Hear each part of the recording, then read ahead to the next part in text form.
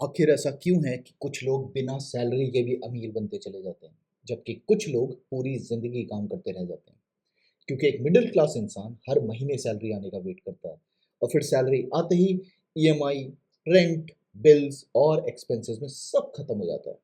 और सबसे बड़ा सवाल, क्या स्कूल और कॉलेज हमें सच में पैसा कमाना सिखाते हैं या सिर्फ जॉब करना? अब ज़रा सोचिए कि कल को आप किसी भी वजह से काम पे जाना आपका बंद हो जाए, क्या फिर भी आप अपने परिवार को पाल पाएंगे? क्या फिर भी आप अपने महीने के खर्चे निकाल पाएँगे? क्या फिर भी आपको सैलरी मिलेगी जो हर महीने मिलती है? यही वो सवाल हैं जिसने दुनिया भर के करोड़ों लोगों की फाइनेंशियल थिंकिंग को कंप्लीटली चेंज कर दिया। और उस चेंज के पीछे थी एक book, rich dad poor dad. अब एक बार आगे बढ़ने से पहले एक बार मैं आपको अपने यूट्यूब चैनल की तरफ लेके चलना चाहूँगा। तो हमारा चैनल है रोहित क्विटी पर्सपेक्टिव, जिसमें अभी तक मैं 48 वीडियोज़ अपलोड कर चुका हूँ, जिसमें कि लॉन्ग फॉर्म वीडियोज़ भी हैं और यूट्यूब शॉर्ट वीडियोज़ भी हैं। अभी तक हमारे 61 सब्सक्राइबर्स हैं।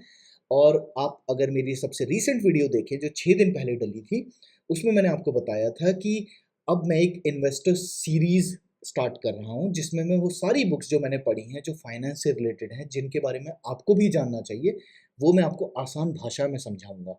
जिसमें मैंने सबसे पहले बात करी थी द इंटेलिजेंट इन्वेस्टर की। ये बुक बेंजामिन ग्राहम ने लिखी है और वॉरेन बफे इस बुक के बहुत बड़े फ़ैन हैं। तो यहाँ पे मैंने इस बुक के बारे में बताया था। आज जो मैं बुक बता रहा हूँ वो है रिच डैड पुअर डैड। आगे ही मैं ऐसे और भी फाइनेंस की बुक्स के बारे में डिस्कस करूँगा, तो अगर आपने अभी तक चैनल को सब्सक्राइब नहीं किया है तो प्लीज़ जाके चैनल को सब्सक्राइब कर लें, और अगर वीडियो पसंद आती है तो उसे लाइक भी करें। चलिए अब बढ़ते हैं आगे अपने टॉपिक की तरफ। तो ये बुक लिखी थी रॉबर्ट कायोसाकी ने, और आज भी ये दुनिया के सबसे फेमस पर्सनल फाइनेंस बुक में से एक मानी जाती है। लेकिन इंटरेस्टिंग बात ये है कि ये बुक सिर्फ पैसे के बारे में नहीं है, ये बुक माइंडसेट के बारे में बताती है। रॉबर्ट के अकॉर्डिंग उनके दो फादर्स थे। एक पुअर डैड जो कि हाईली एजुकेटेड थे, उनके पास एक स्टेबल जॉब थी, करियर भी उनका सेफ था, उनके पास अच्छी डिग्रीज थी और एक समाज में रिस्पेक्ट भी थी। और दूसरे थे रिच डैड, जिन्होंने उन्हें सिखाया कि जो अमीर लोग होते हैं वो पैसे के लिए काम नहीं करते, पैसा उनके लिए काम करता है। अब यही लाइन अगर आप सोचो तो एक बहुत ही सिंपल सी लाइन लगती है सुनने में, लेकिन अगर आप इसको डीपली समझ लो तो आपका पूरा फाइनेंशियल फ्यूचर चेंज हो सकता है। अब बात करते हैं इस बुक के लेसन नंबर 1 की। रिच लोग पैसे के लिए काम नहीं करते। ज़रा सोचिए, आप सुबह उठते हैं, ऑफिस जाते हैं, 8 से 10 घंटा काम करते हैं, महीने के अंत में आपको उसके लिए सैलरी मिलती है। लेकिन जैसे ही सैलरी आती है, सबसे पहले ईएमआई कट जाती है, फिर रेंट जाता है, ग्रोसरीज के लिए पैसा जाता है, और जो बचता है वो अगले महीने के लिए सेव होता है। और यही वो साइकिल है जो साल दर साल रिपीट होती रहती है। इसी को रॉबर्ट कायासाकी ने रैट रेस कहा है। रिच लोग पैसे के लिए काम नहीं करते, वो पैसे को अपने लिए काम करवाते हैं। इसे एक एग्जाम्पल से समझते हैं। राहुल और प्रिया, ये दो दोस्त हैं जो एक ही कॉलेज से पास आउट हुए।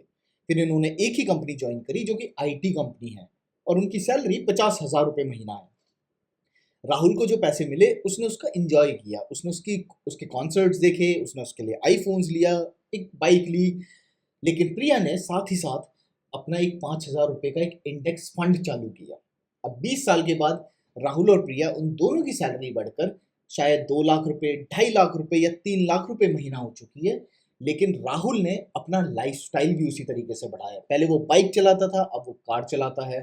पहले वो छोटे कॉन्सर्ट्स में जाता था, अब वो बड़े कॉन्सर्ट्स में जाता है। पहले वो सस्ते कपड़े खरीदता था, अब वो शायद थोड़े महंगे कपड़े खरीदता है। लेकिन यहीं प्रिया की भी उतनी ही सैलरी है, 2.5 लाख 3 लाख रुपए महीना, लेकिन अब उसका पोर्टफोलियो 30 से 40 लाख रुपए हो चुका है।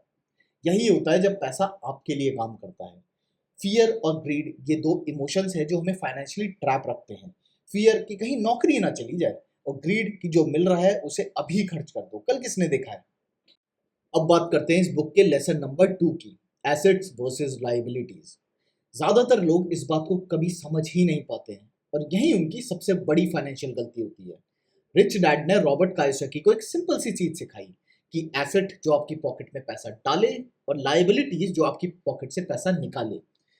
अब इसे समझते हैं एक इंडिया के सबसे पॉपुलर एग्जाम्पल से, घर खरीदने के, जो कि एक हर मिडिल क्लास इंसान का सपना है कि उसका उसका एक अपना घर जरूर होना चाहिए। लेकिन जरा सोचिए, आपने 80 लाख रुपए का एक फ्लैट लिया, 20 साल तक आपने उसकी ईएमआई चलाई, जो कि 60,000 रुपये प्रति महीना गई। इसके अलावा आपने उस प्रॉपर्टी पर प्रॉपर्टी टैक्स दिया, उसका महीने की मेंटेनेंस दी, उसमें कुछ रिपेयर वर्क्स हैं वो कराए। ये इसका मतलब ये घर हर महीने आपकी पॉकेट से पैसा निकाल रहा है। तो कायासाकी के हिसाब से ये एक लायबिलिटी है, ना कि एसेट। एसेट वो घर होता है जो आपने किराए पर दिया है, जो आपकी पॉकेट में कैश डाल रहा है हर महीने। रॉबर्ट कायसाकी की नज़र में रियल एसेट्स जैसे कि stock, mutual funds, rental property, चाहे वो रेजिडेंशियल हो या कमर्शियल, कोई डिजिटल बिजनेस, कोई पैसिव इनकम सोर्सेज, ये सारे एक रियल एसेट्स का फॉर्म है। और वहीं पे लाइबिलिटीज की बात करें तो वो कार लोन, आपकी कार लोन की ईएमआई, क्रेडिट कार्ड का डेट, होम लोन की ईएमआई या एक्सपेंसिव गैजेट्स वो भी लोन पे, ये सब एक लाइबिलिटी की फॉर्म है। रिच लोग एसेट्स खरीदते हैं सबसे पहले, और मिडिल क्लास सबसे पहले लाइबिलिटीज खरीदते हैं और उन्हें ही एसेट समझते हैं। अब बात करते हैं लेसन नंबर 3 की, फाइनेंशियल एजुकेशन, वो पार्ट जो स्कूल में नहीं सिखाया गया। अब जरा सोचिए कि हर आदमी ने 12 साल स्कूल में दिए, फिर 4 साल डिग्री कॉलेज में दिए। उसने शेक्सपियर पढ़ा, ट्रिग्नोमेट्री पढ़ी, हिस्ट्री पढ़ी, बायोलॉजी पढ़ी, लेकिन किसी ने ये नहीं बताया कि एसआईपी क्या होता है, इन्फ्लेशन क्या होता है, टैक्स कैसे बचाया जाता है लीगली, कंपाउंड इंटरेस्ट कैसे काम करता है। स्कूल्स हमें हमेशा से एम्प्लॉयज बनाने के लिए काम करते आए हैं, ना कि इन्वेस्टर बनाने के लिए। कायासाकी कहते हैं कि फाइनेंशियल एजुकेशन सबसे ज़रूरी एजुकेशन है और इसे आपको खुद लेना होगा। इंडिया में एक ट्रैजिक रियलिटी है, एक एमबीबीएस डॉक्टर जो 15 लाख रुपए कमाता है वो भी फाइनेंशियली इलिटरेट हो सकता है, क्योंकि उसने सारी जिंदगी मेडिसिन की किताबें पढ़ी हैं, पैसा कमाने की नहीं या पैसे मैनेज करने की नहीं। यही जगह है जहां माइंडसेट कंप्लीटली चेंज होता है, जब आप समझते हैं कि आपकी डिग्री आपको रिच नहीं बनाएगी, आपकी फाइनेंशियल लिटरेसी आपको रिच बनाएगी। तो आज से ही क्यों ना शुरू करें, कंपनीज की बैलेंस शीट पढ़ना शुरू करें, कैश फ्लो समझिए कि कैश फ्लो होता क्या है, इन्वेस्टिंग्स के बेसिक जानें। उससे रिलेटेड आप किताबें भी पढ़ सकते हैं, पॉडकास्ट भी सुन सकते हैं, और कुछ यूट्यूब चैनल्स भी फॉलो कर सकते हैं, जैसे कि ये वाला जोक सपाट। अगर आपने अभी तक चैनल को सब्सक्राइब नहीं किया है तो आप चैनल को सब्सक्राइब कर सकते हैं, और अगर आपको ये वीडियो अभी तक समझ आ रही है तो आप वीडियो को लाइक भी कर सकते हैं। इससे मुझे मोटिवेशन मिलती है कि मैं आगे भी ऐसी ही वीडियोस बनाऊं। अब बात करते हैं लेसन नंबर 4 की, the middle class trap. Middle class mentality का सबसे बड़ा ट्रैप है सेफ रहना, यानी कि safe job, safe life, safe decisions. लेकिन कभी कभी ये सेफ्टी ही ग्रोथ को रोक देती है। इंडिया में हम बचपन से सुनते आए हैं कि गवर्नमेंट जॉब ले लो, रिस्क मत लो, और बिजनेस तो बहुत ही दूर रहो बिकॉज बिजनेस डेंजरस होता है। और फिर 30 साल की एज तक हमारे सर पर होता है एक होम लोन, एक कार लोन, कुछ क्रेडिट कार्ड डेट, फैमिली का प्रेशर और लाइफस्टाइल का प्रेशर भी, और इंसान फाइनेंशियली ट्रैप्ड फील करता है। ज़्यादातर लोग इसी बात को कभी नहीं समझ पाते कि उनकी सैलरी बढ़ रही होती है लेकिन उनकी फ्रीडम कम हो रही होती है। अब बात करते हैं लेसन नंबर 5 की, passive income and cash flows. Robert Kiyosaki repeatedly एक चीज पर एम्फेसाइज करते हैं, कैश फ्लो। आपके पास कितना पैसा आता है और कितना पैसा जाता है।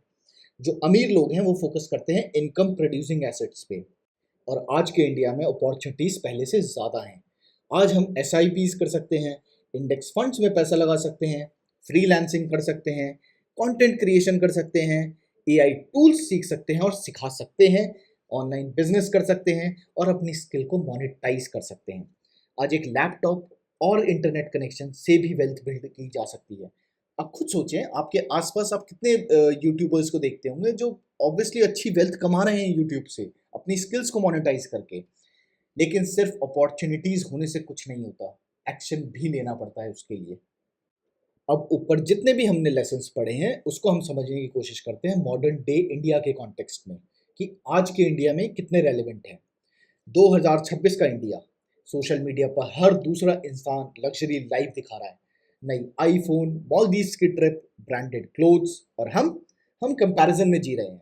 ये कंपैरिजन हमें फाइनेंशियल ट्रैप्स में ढकेलती है। क्रेडिट कार्ड स्वाइप करना इतना इजी हो गया है कि हम भूल जाते हैं वो पैसा हमारा नहीं है, वो पैसा हम लोन पर ले रहे हैं जो हमें लौटाना भी है। इंडिया में ईएमआई कल्चर एक नई बीमारी बनता जा रहा है। हम आज वो खरीद रहे हैं जो हम अफोर्ड नहीं कर सकते, उन लोगों को इम्प्रेस करने के लिए जिनकी हमें परवाह नहीं होनी चाहिए। अब एक ऑनेस्ट बात, क्योंकि हम यहाँ किसी को भी ब्लाइंडली फॉलो करने की बात नहीं करते, रॉबर्ट कायासाकी के कुछ आइडियाज बहुत कंट्रोवर्शियल हैं। उनकी खुद की कंपनी रिच ग्लोबल एलएलसी 2012 में बैंक्रप्सी फाइल कर चुकी है। उनकी कुछ इन्वेस्टमेंट एडवाइस जैसे कि गोल्ड और सिल्वर ही बाय करो, हर सिचुएशन में ये फिट नहीं होता है। उनकी किताब में नंबर्स और स्पेसिफिक स्ट्रैटेजीज की भी कमी है, और हमेशा ये कहना कि एसेट्स बाय करो, लेकिन ये बताना कि कौन से एसेट बाय करो, कब बाय करो, कितने में बाय करो, ये वो नहीं बताते हैं। लेकिन उनका माइंडसेट शिफ्ट करने वाली एबिलिटी बहुत अद्भुत है। अगर एक भी कॉन्सेप्ट आपकी सोच बदलते तो किताब का काम हो गया। किसी भी किताब को कोई भी टीचर को क्रिटिकल थिंकिंग के साथ पढ़ें, जो आपकी सिचुएशन में रेलेवेंट है लें, वरना बाकी चीज़ों को छोड़ दें। अब बात आती है कि प्रैक्टिकली हम करें क्या। तो आज से इसी हफ्ते से अपनी फाइनेंशियल स्टेटमेंट बनाएं, कागज पर लिखें आपके एसेट क्या हैं, लायबिलिटीज क्या हैं, सच्चाई का सामना करें। एसआईपी शुरू करें आज और अभी। 500 रुपये से भी शुरू हो सकती है, ग्रो में, जेरोधा में, कॉइन, कोई भी प्लेटफॉर्म। इंडेक्स फंड से भी शुरू कर सकते हैं। एक हाई इनकम स्किल सीखें, चाहे वो कोडिंग हो, डिज़ाइन हो, कॉपी राइटिंग हो, सेल्स हो, वीडियो एडिटिंग हो, कुछ भी जो मार्केट में डिमांड हो। अननेसेसरी लाइबिलिटीज को रोकें। हर परचेज से पहले पूछें, क्या ये मेरी पॉकेट में पैसा डालेगा या मेरी पॉकेट से पैसा निकालेगा। 5वां, फाइनेंशियल बुक्स पढ़ें, जैसे कि ये वाली rich dad poor dad, the psychology of money, at stock money, the intelligent investor. और अगर आपको ये सारी बुक्स नहीं पढ़नी तो आप ये चैनल को फॉलो करके भी सारी बुक्स के बारे में जान सकते हैं, क्योंकि इसीलिए मैंने ये इन्वेस्टर सीरीज शुरू करी है। आप आज से 10 साल बाद कहाँ होंगे ये आपकी कंपनी तय नहीं करेगी, ना आपका बॉस, ना इकोनॉमी और ना ही गवर्नमेंट। ये तय होगा उस डिसीजन से जो आप आज ले रहे हैं, इसी वक्त ले रहे हैं। रॉबर्ट कायसाकी ने एक बहुत ही अच्छी बात कही है जो मुझे बहुत पसंद आती है। The poor man and the middle class work for money, the rich have money work for them. और अगर ये वीडियो आप इस टाइम तक भी देख रहे हैं तो आपने उस जर्नी का पहला कदम ऑलरेडी उठा लिया है। लेकिन सिर्फ नॉलेज काफ़ी नहीं है, knowledge plus action equals to transformation. तो आज एक काम करें, सिर्फ एक, चाहे वो एसआईपी शुरू करना हो, एक फाइनेंशियल बुक ऑर्डर करना हो, या बस अपना मंथली बजट लिखना हो। आपकी फाइनेंशियल जर्नी आज से शुरू होती है। और याद रखें, पैसा कमाना ही नहीं है, पैसे को समझना, ये असली अमीरी है। अगर इस वीडियो में आपने कुछ भी सोचने पर मजबूर किया है तो एक लाइक ज़रूर करिए और अपने किसी दोस्त को भेजिए जिसे ये देखना चाहिए। मिलते हैं अगले वीडियो में, तब तक के लिए invest wisely. Thank you so much for watching.